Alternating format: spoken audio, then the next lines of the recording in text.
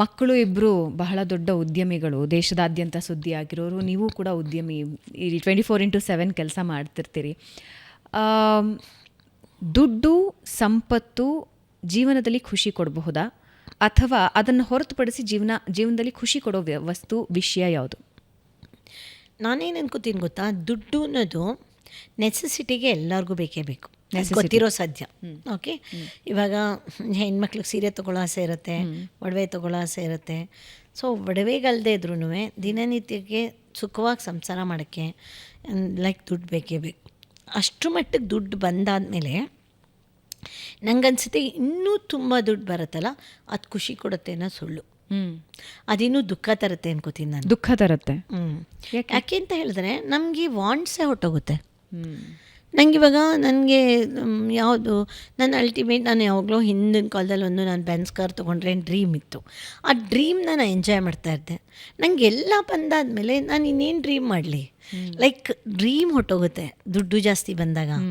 ಅವಾಗ ಅದಕ್ಕೇ ನಾನು ಚೇಂಜ್ ಮಾಡ್ಕೊಂಬಿಟ್ಟೆ. ನಾನು ಡ್ರೀಮ್ ಮಾಡೋದು ಹೇಗೆ ಅಂದರೆ, ಇವಾಗ ಯಾರ್ದೋ ಒಬ್ಬರು ಲೈಫಲ್ಲಿ ನಾನು ಅವ್ರಿಗೆ ಒಂದು ಒಳ್ಳೇದು ಮಾಡ್ತೀನಿ, ಅವ್ರು ಚೆನ್ನಾಗಿರೋದು ನೋಡಿ ನಾನು ಹ್ಯಾಪಿ, ಒಂಥರ ಖುಷಿ ಪಡ್ತೀನಿ.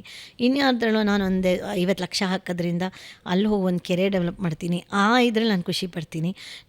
I am very grateful to God. ನನ್ನಂತೊಳಗೆ ದೇವ್ರು ದುಡ್ಡು ಕೊಟ್ಟಿದ್ದಾನಲ್ಲ ಅನ್ನೋದೇ ನನಗೆ ಹ್ಯಾಪಿನೆಸ್. ಆಮೇಲೆ ಒಂದು ಹೇಳ್ತೀನಿ, ನಾನು ಬಿಗಿನಿಂಗಲ್ಲೇ ಹೇಳಿದೆ, ನಮ್ಮ ತಂದೆ ಹೈಸ್ಕೂಲ್ ಹೆಡ್ ಮಾಸ್ಟರ್ ಆಗಿದ್ದಾಗ, ನಾವು ಮಿಡ್ಲ್ ಕ್ಲಾಸ್ ಜೀವನ ಮಾಡ್ತಿದ್ದಾಗ, ನಮಗೇನು ಆಸ್ತಿ ಅಂತಸ್ತು ಐಶ್ವರ್ಯ ಇಲ್ಲದೇ ಇದ್ದಾಗ ತುಂಬ ಹ್ಯಾಪಿಯಾಗಿದ್ವಿ. ಹಾಗೇ ಕಮ್ಮಿ ದುಡ್ಡು ಇಟ್ಕೊಂಡು ಹ್ಯಾಪಿನೆಸ್ ಅನ್ನೋದು ನಮ್ಮ ಮನಸ್ಸೊಳಗಡೆ ಇರೋದು. ನೀವು ಹ್ಯಾಪಿನೆಸ್ ನಿಮ್ಗೆ ಬೇಕಾ, ಒಂದು ಒಳ್ಳೆ ಸಂಗೀತ ಹಾಕ್ಕೊಂಡು ಕಣ್ಮುಚ್ಕೊಳ್ಳಿ, ಯು ವಿಲ್ ಫೀಲ್ ದಟ್. ಆ ಹ್ಯಾಪಿನೆಸ್ನ ಪ್ರತಿಯೊಬ್ಬರು ಅರ್ಥ ಮಾಡ್ಕೋಬೇಕು. ನೀವು ಬಸ್ಸಲ್ಲಿ ಟ್ರಾವೆಲ್ ಮಾಡಬೇಕಾ, ಸಿಕ್ಕಾಬಟ್ಟೆ ಟ್ರಾಫಿಕ್ ಇರುತ್ತೆ. So you can be yourself. So ಅದನ್ನು ನೀವು ಅಂತರ್ಮುಖಕ್ಕೆ ಹೋಗಿ ನೀವು ಒಳಗಡೆ ಅದನ್ನು ಸಪ್ರೇಟ್ ಮಾಡ್ಕೊಂಬಿಡ್ಬೇಕು, ಹೊರಗಡೆದು ಒಳಗಡೆದನ್ನು. ಅದಕ್ಕೆ ಒಂದು ಮೆಡಿಟೇಷನ್ ಟೆಕ್ನಿಕ್ ಇದೆ. ಅದನ್ನು ಹೇಗೆ ಅಂದರೆ ಕಣ್ಮುಚ್ಕೊಂಡು ನೀವು just see your inner self. ಉಸಿರು ಹೇಗೆ ಹೋಗ್ತಾಯಿದೆ, ಹೇಗೆ ಬರ್ತಾಯಿದೆ, ಉಸಿರು ಹೇಗೆ ಹೋಗ್ತಾಯಿದೆ, ಹೇಗೆ ಬರ್ತಾಯಿದೆ. ನೀವೊಂದು 5 ನಿಮಿಷ ಅದನ್ನು ಮಾಡಿ, ನಿಮ್ಗೆ ಯು ರಿಯಲೈಸ್ ಏನಾಗುತ್ತೆ ಅಂದರೆ, ನಿಮ್ಮ ಉಸಿರು ಬಗ್ಗೆ ನೀವು ಗಮನ ಹರಿಸ್ಬೇಕು. ಉಸಿರು ಬಗ್ಗೆ ಗಮನ ಹರಿಸುವಾಗ you have to close your hands like this and legs like this.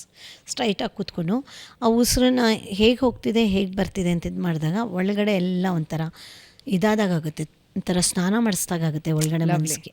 ಒಂದೊಂದು ಮರದಲ್ಲೂ ಏನೇನು ಇದು ಬರುತ್ತೆ, ಯಾವ ಥರ ಆರ ಇದೆ, ಹೇಗಾಗುತ್ತೆ. ನೀವು ಅರಳಿ ಮರದ ಕೆಳಗಡೆ ಕೂತ್ಕೊಂಡ್ರೆ ನಿಮ್ಗೆ ಎಷ್ಟು ಏನು ಕಾಯಿಲೆ ಇದ್ರೂ ಅದಕ್ಕೇನೋ ಮದ್ದು ಅದು ಅಂತ ಹೇಳ್ತಾರೆ. So definitely